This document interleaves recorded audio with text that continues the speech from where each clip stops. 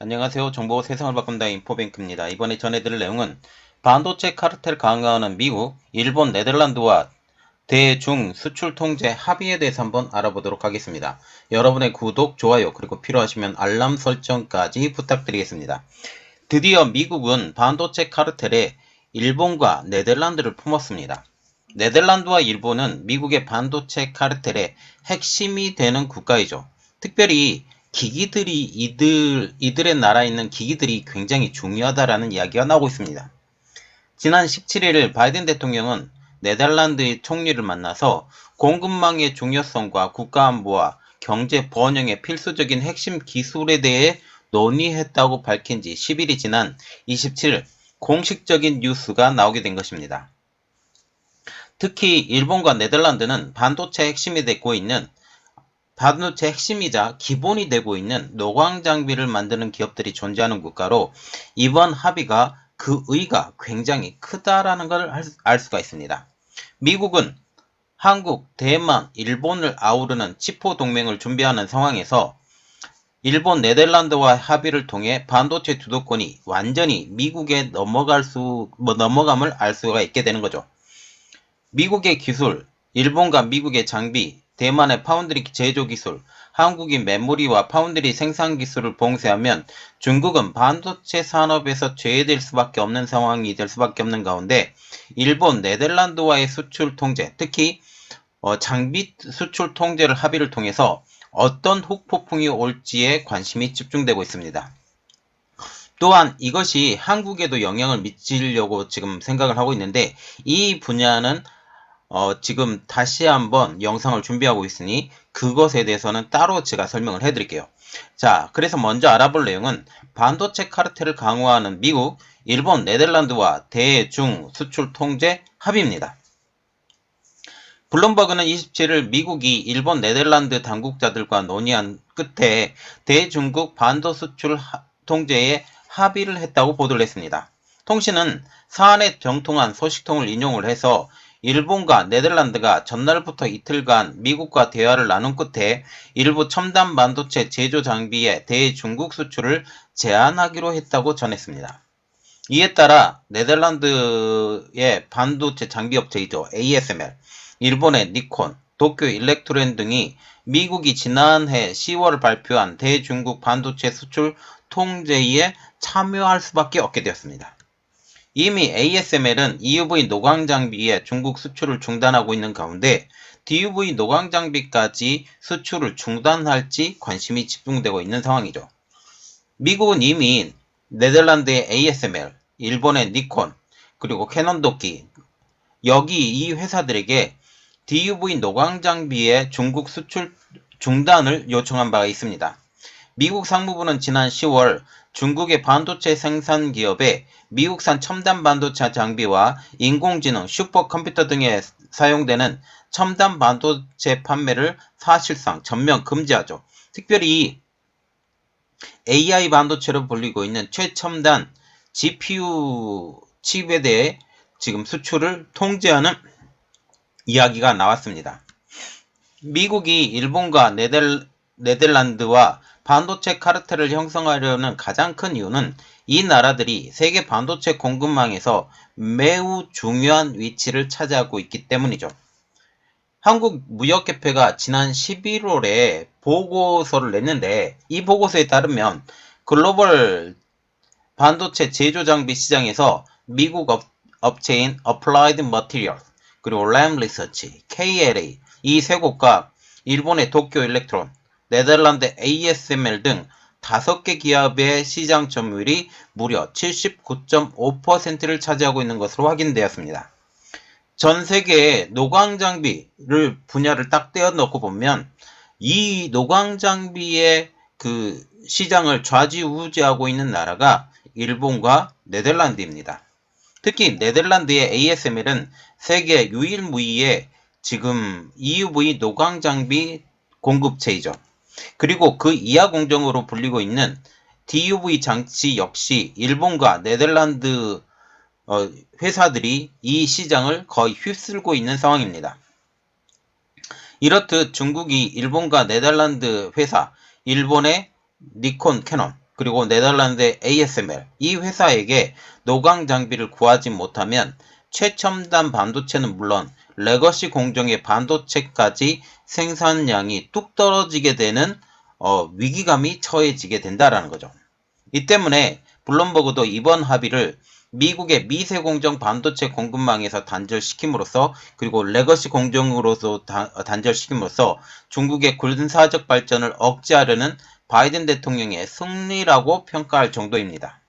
소식통은 수출 통제 조치를 공개적으로 발표할 계획은 없으며 양국이 법적 합의를 마무리함에 따라 실제 시행에는 수개월이 걸릴 수 있다 라고 말했습니다. 그래서 이 기간 동안 지금 중국과 같은 경우는 DUV 노광 장비 구입을 굉장히 발빠르게 할 가능성이 높아요. 그런데 이것도 찍어내는 듯이 이렇게 나오는 것이 아니기 때문에 어떻게 될지 지금 관심이 집중되고 있는 상황이죠.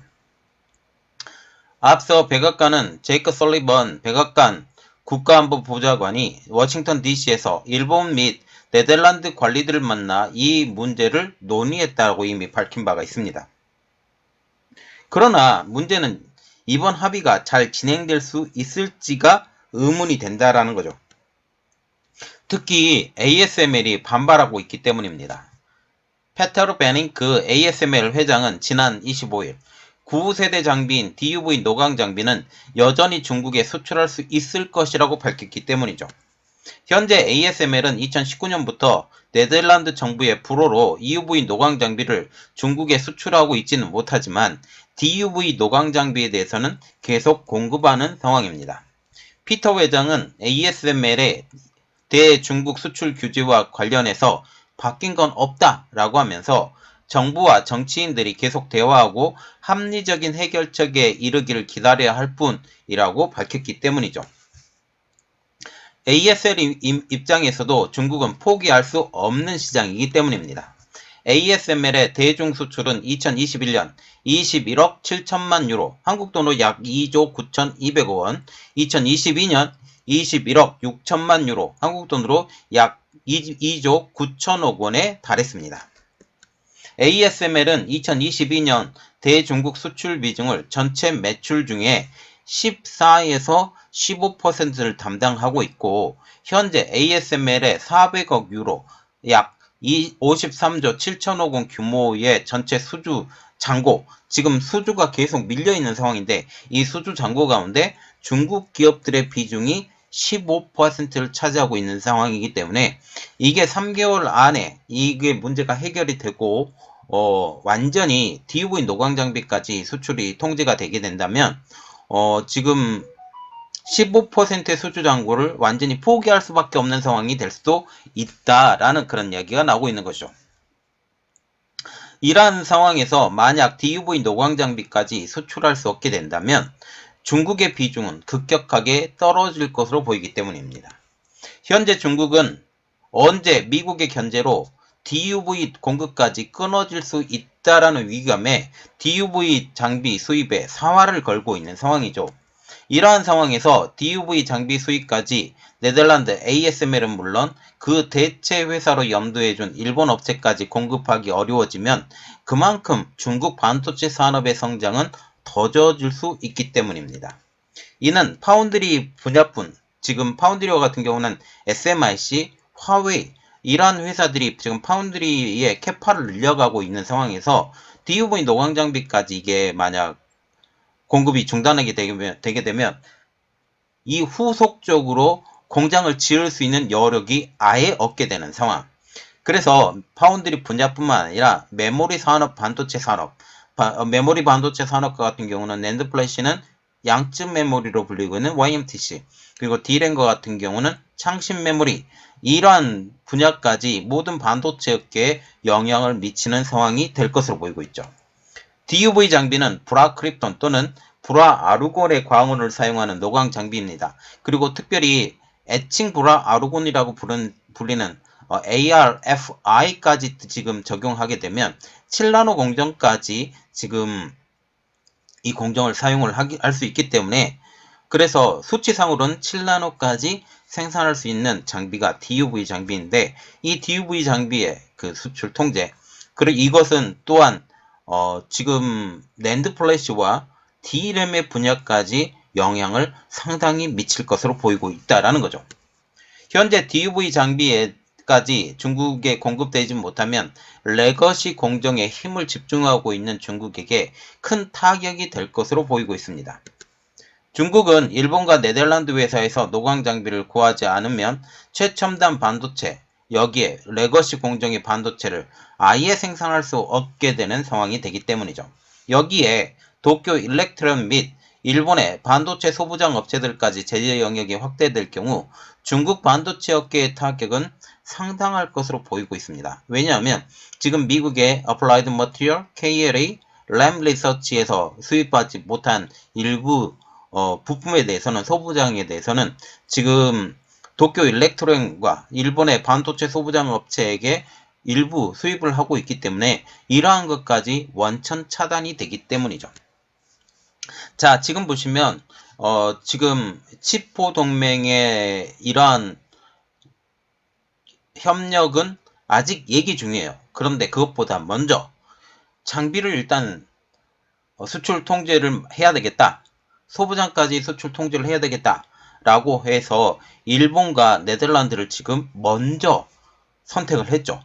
이것은 향후 우리나라에게 큰 영향을 미칠 것 같은데 이 분야는 조금 더 이상 얘기를 해드리고, 자, 이렇게 되면 지금 중국의 반도체에 영향을 집중하는 포화가 어쩔 수 없이 줄 수밖에 없는 상황이 되는 것입니다. 자, 이번 내용이 여러분들에게 도움이 됐다고 생각을 하시면 구독과 좋아요, 그리고 필요하시면 알람 설정까지 부탁드리겠습니다. 감사합니다.